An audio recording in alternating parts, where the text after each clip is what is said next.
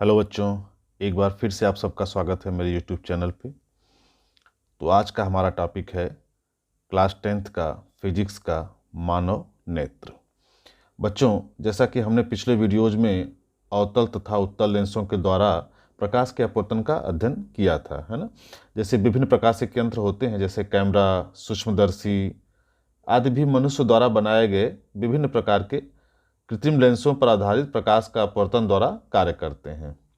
हमारी जो आँख होती है वह प्रकाश ऊर्जा के प्रति संवेदी होती है और इस अंग के कारण ही हम अपने परिवेश को देखने में सक्षम है। वास्तव में किसी भी वस्तु से परावर्तित होकर जब प्रकाश हमारी आँख पर पड़ता है तो वह वस्तु हमें दिखाई देने लगती है। तो आज हम लोग पढ़ेंगे मानव नेत्र के बारे में। मानव नेत्र की आंतरिक संरचना के बारे में देखेंगे और ये देखेंगे कि किस प्रकार इसमें प्रकाश का अपवर्तन होता है और वस्तु का प्रतिबिंब हमारी आंखों में बनता है। तो सबसे पहले बात करते हैं मानव नेत्र की। मानव नेत्र का जो व्यास होता है वो लगभग 25 मिलीमीटर होता है, यानी लगभग 2.5 सेंटीमीटर। जो नेत्र या आंख हमारी शरीर में क्या कार्य करते हैं, तो ये मुख्यतः 3 कार्य करती है। पहला कार्य प्रवेश करने वाले प्रकाश की मात्रा को नियंत्रित करना, है ना। यानी कि आंख द्वारा आंख क्या करती है कि हमारे आंख में जो प्रकाश प्रवेश करता है उसकी मात्रा को नियंत्रित करती है। दूसरा कार्य करती है प्रकाश किरणों को मोड़कर अच्छा प्रतिबिंब बनाती है। हम जानते हैं कि हमारी आंखों में लेंस होता है जो प्रकाश किरणों का अपवर्तन करके उसका एक अच्छा प्रतिबिंब बनाता है। और तीसरा कार्य हमारी आंखों का होता है प्रतिबिंब संबंधित सूचनाओं को इकट्ठा करके मस्तिष्क को आगे प्रोसेसिंग के लिए भेजता है और मस्तिष्क अपने अनुसार उसका निर्णय लेता है और उसको समझता है। तो ये मानव नेत्र के 3 प्रमुख कार्य हैं। अब हम देखेंगे नेत्र के भाग, हमारे नेत्र की क्या आंतरिक संरचना होती है, इसको देखते हैं। तो सबसे पहले बात करते हैं हमारे नेत्र के सबसे बाहरी पटल की, जिसे कहा जाता है दृढ़ पटल। इसको इंग्लिश में बोला जाता है स्क्लेरोटिक। आपको चित्र में दिख रहा होगा कि दृढ़ पटल सबसे बाहरी परत होता है।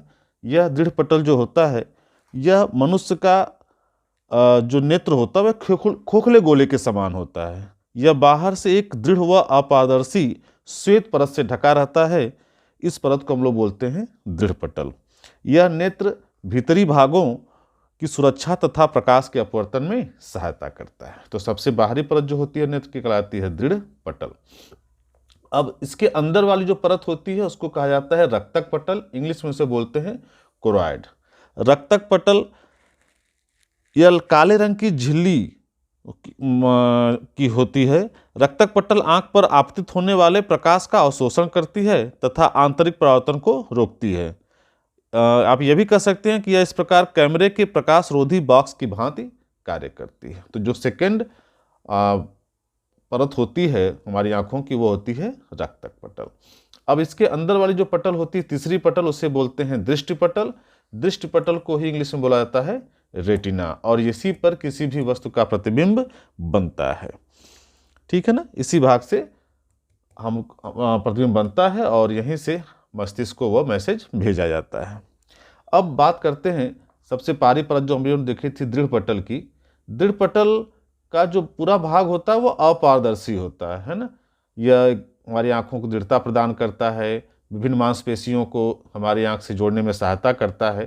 तो इसका पूरा जो भाग होता है वो अपारदर्शी होता है, लेकिन आगे का कुछ हिस्सा पारदर्शी होता है। दृढ़ पटल का सामने का हिस्सा अपारदर्शी न होकर के पारदर्शी होता है और इस उभरे हुए पारदर्शी भाग को हम लोग बोलते हैं कार्निया, और प्रकाश हमारी आंखों में इसी भाग से होकर के प्रवेश करता है। तो दृढ़ पटल के सामने का उभरा हुआ पारदर्शी भाग ही कहलाता है कार्निया। अब रक्तक पटल का सामने की तरफ जाकर के एक विशेष मांसपेशियों में परिवर्तित हो जाता है, जिसको हम लोग बोलते हैं सिलेरी का या सिलेरी मांसपेशियां या पछमाभी पेशियां। और इसी पछमाभी पेशियों से पर्दा लटकता है जिसे हम लोग बोलते हैं आइरिस। इसी पछमाभी पेशियों के सामने की तरफ एक पर्दा लटकता है जिसे हम लोग बोलते हैं आइरिस। दोनों तरफ से लटकता है पर्दा, और इस पर्दे के बीच की जो जगह होती है वह जगह कहलाती है पुतली। प्रकाश जब हमारी आंखों में प्रवेश करता है तो इन्हीं दोनों पर्दों यानी दोनों आइरिस के बीच से होता हुआ, इसी पुतली से होता हुआ लेंस तक पहुंचता है। तो पुतली का जो आकार होता है, जिसे हम लोग इंग्लिश में प्यूपिल कहते हैं, पुतली का आकार इस आयरिस के संकुचन या शिथिलन से बड़ा या छोटा किया जा सकता है। जैसे मान लीजिए कि हम उजाले में जाते हैं या हमारी आंखों पे तीव्र प्रकाश पड़ता है, तो यह पुतली का आकार छोटा हो जाता है, यानी कि जो हमारी यह आयरिस है यह संकुचित हो जाती है, और जिसकी वजह से जो आकार होता है प्यूपिल का वह छोटा हो जाता है। और जब अंधेरे कमरे में जाते हैं तो हमें ज़्यादा प्रकाश की आवश्यकता होती है वस्तुओं को देखने के लिए, तो ये जो आयरिस होती है वह शिथिल हो जाती है और हमारे प्यूपिल का आकार बड़ा हो जाता है और प्रकाश की ज़्यादा मात्रा हमारी आंखों में प्रवेश करती है। तो आयरिस की मदद से हम पुतली का आकार बड़ा या छोटा करते हैं। अब देखिए, अगला हमारा नेत्र का भाग है नेत्र लेंस, आई लेंस। इस आयरिस के पीछे सिलेरी पेशियों या सिलेरी काय से कुछ तंतु निकले रहते हैं, जिनको हम लोग बोलते हैं निलंबन तंतु। इन्हीं निलंबन तंतुओं से लगा रहता है हमारा एक बाई कॉन्वेक्स लेंस, उत्तल लेंस। यह जो बाहरी परत होती है, जो सामने वाला जो इसका परत होती है, यह कम वक्राकार होती है, जबकि अंदर वाली जो परत होती है लेंस की, उसकी वक्रता ज़्यादा होती है। तो यह लेंस को संभालने वाले जो तंतु होते हैं वो निलंबन तंतु होते हैं, जो कि सिलेरी काय या पश्चमाभ पेशियों से जुड़े रहते हैं। और यह निलंबन तंतु में शिथिल होकर के या सिकुड़ करके इस लेंस की फोकस दूरी को एडजस्ट कर सकते हैं वस्तुओं का स्पष्ट प्रतिबिंब बनाने के लिए। किसी भी वस्तु का स्पष्ट प्रतिबिंब जो बनता है वो बनता है रेटिना पे, तभी हमें वस्तु स्पष्ट दिखाई देती है। तो रेटिना, जो कि हमारी आंख का सबसे तीसरा पहला भाग था दृढ़ पटल, दूसरा रक्तक पटल और तीसरा दृष्टि पटल। तो हमारी रेटिना, दृष्टि पटल को कहा जाता है रेटिना।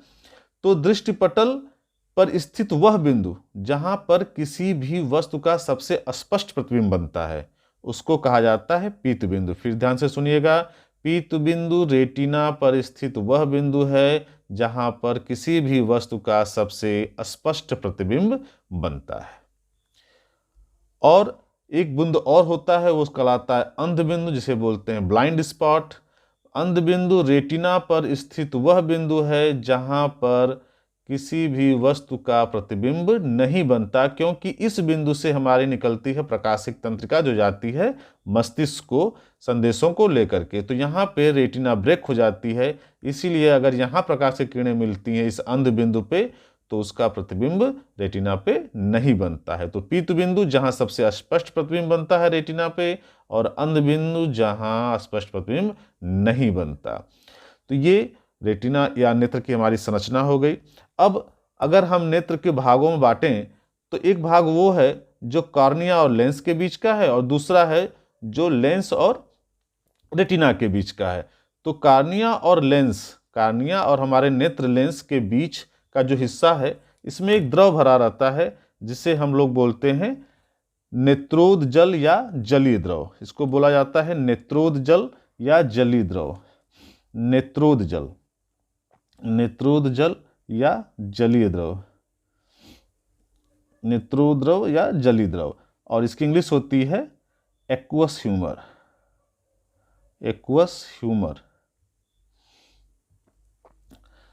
और लेंस और रेटिना के मध्य जो लिक्विड भरा रहता है इसको हम लोग बोलते हैं काचाभ द्रव। इसको बोला जाता है काचाभ द्रव, और इंग्लिश होती है इसकी विट्रियस ह्यूमर।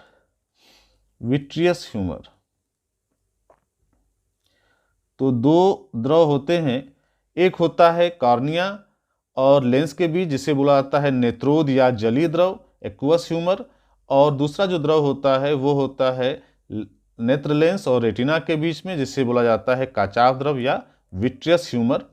अब नेत्रोद जो जल होता है उसका जो अपवर्तनांक होता है वो लगभग होता है 1.336, और जो काचाभ द्रव होता है उसका जो अपवर्तनांक होता है वो होता है 1.337, उससे थोड़ा सा इसका ज़्यादा होता है। और जो हमारा नेत्र होता है, नेत्र लेंस होता है, नेत्र लेंस वास्तव में जेली सदृश प्रोटीन का बना होता है और विभिन्न परतों का बना होता है।